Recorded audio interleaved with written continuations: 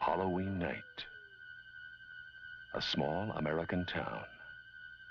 15 years ago.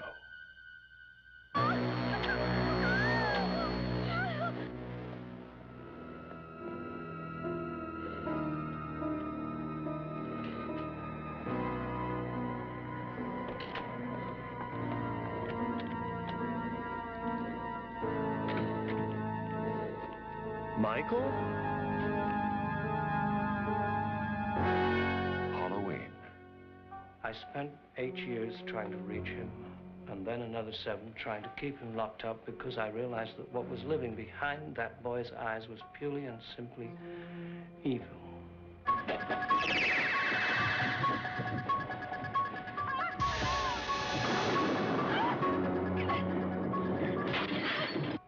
I think he'll come back. Exploring uncharted territory. Totally charted. Just talk. Sure. The only reason she babysits is to have Halloween.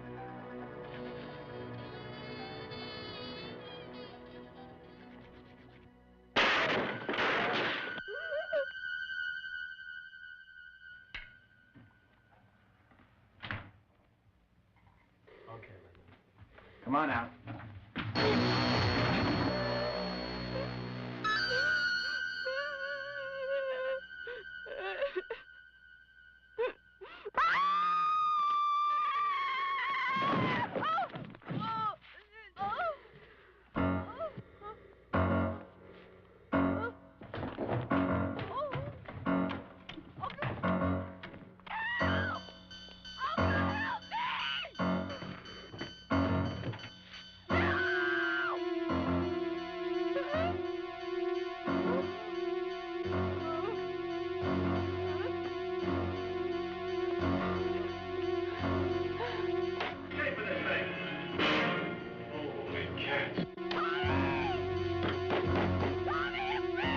Halloween. The night he came home.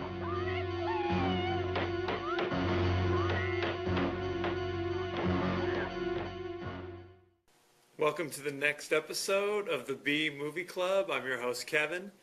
This week we're going to be talking about the 1978 horror classic, Halloween, starring Donald Pleasence and Jamie Lee Curtis, directed by John Carpenter. For those of you guys just joining us for the first time, the B Movie Club, we like to discuss movies that maybe are not on the beaten path. You know, movies that we watched 20 years ago, 15 years ago, 30 years ago, and we really enjoyed back then, but we haven't really thought about since then. So if you have any suggestions, any questions, any comments, favorite quotes, favorite scenes, you can Twitter them to me at KD9575. You can do it on this YouTube homepage. You can leave it on my page on Facebook. And we'll talk about it on the show. Like I said, this week, Halloween.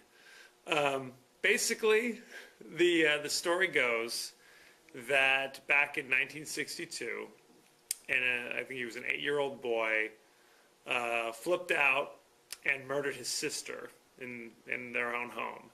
Then they put him in a psycho ward for 15 years, during which time he grew up and became crazier, I guess, or maybe just as crazy. And he escapes and heads back home, where he goes after a few babysitters. That's basically the long and the short of it. The kindly psychiatrist who is treating him, played by Donald Pleasence, kind of goes back and is trying to find Michael Myers, who's the escaped maniac, because evidently he was the one treating him for those 15 years, and realized that he was just pure evil, which I'm sure was not a good thing to discover. So Jamie Lee Curtis plays the virginal high school student who is babysitting on Halloween while her friends are doing bad things such as drinking, doing drugs, having sex, which inevitably leads to their untimely demise.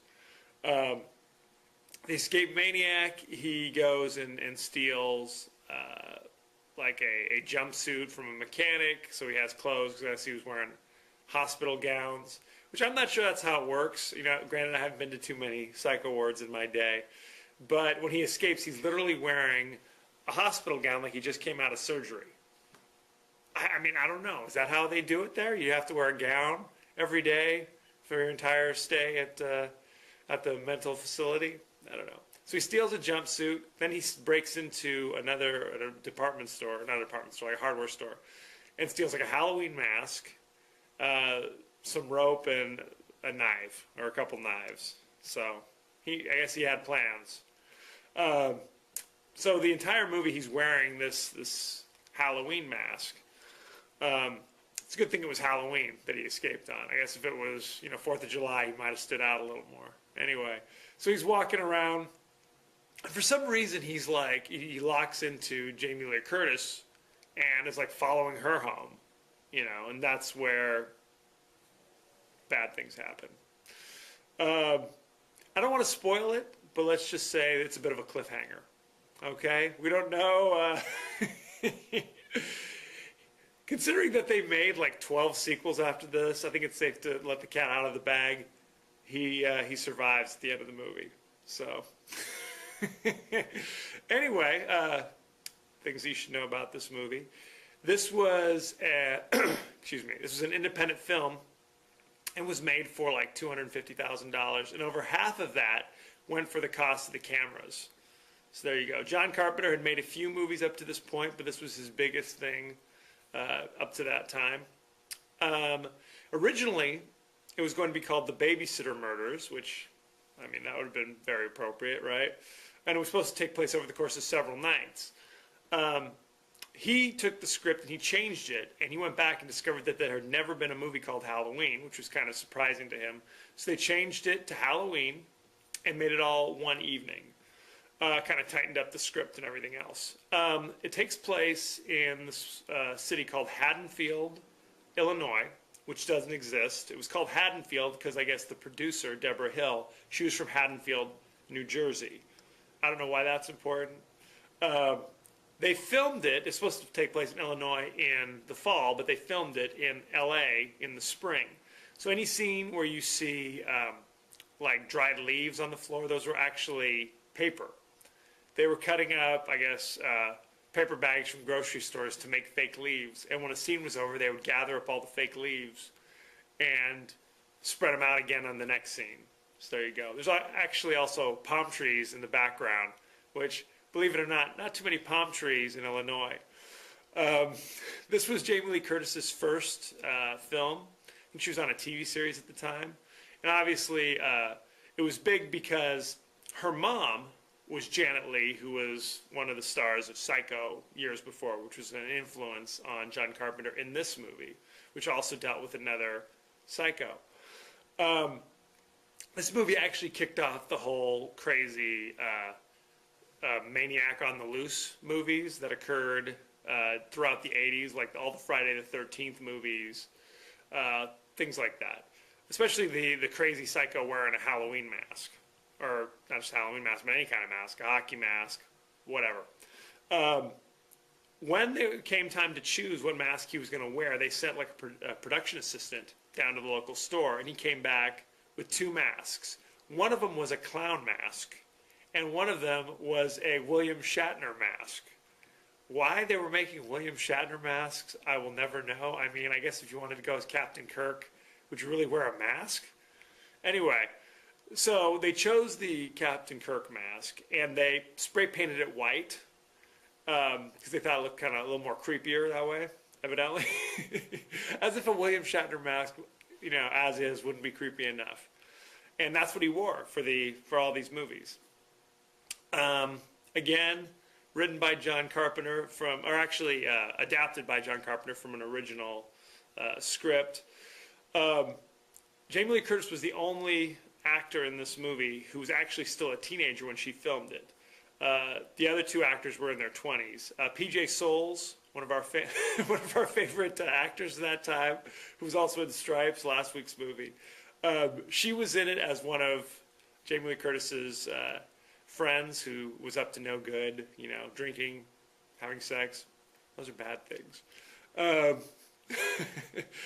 Originally, Dennis Quaid was supposed to play her boyfriend in this movie, and that was actually her boyfriend in real life at the time. But he was busy doing other things. He had other commitments, so he couldn't be in it. Very sad.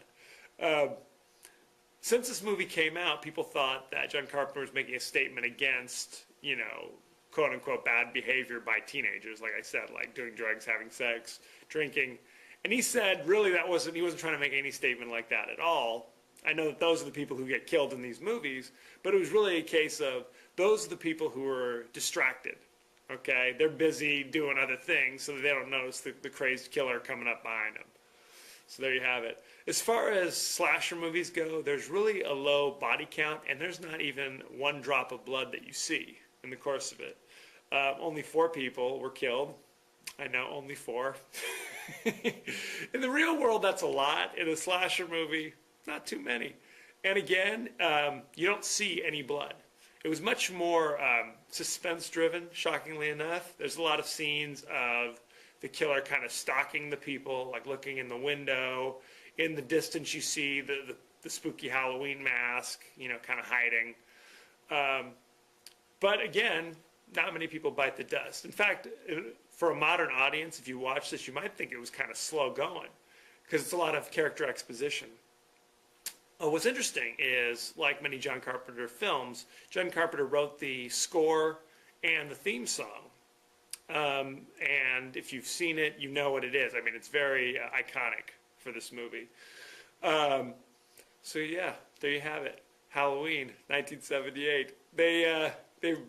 Rob Zombie has been making like remakes of the last couple of years.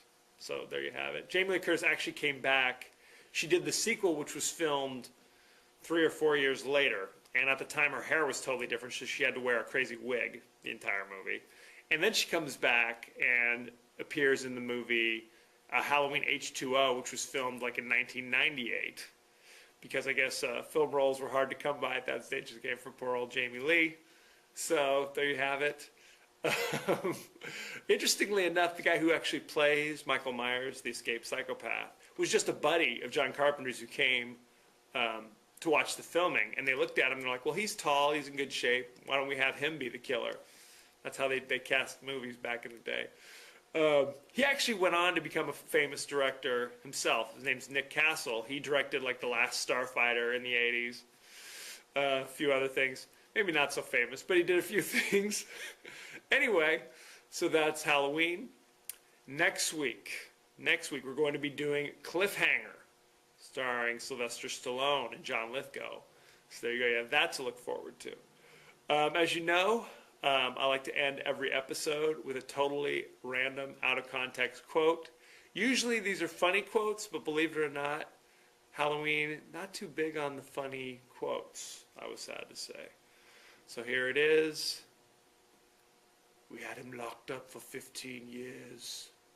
7 of those years I tried to reach him, and 8 years I tried to keep him locked up because I knew what was behind those eyes was pure evil.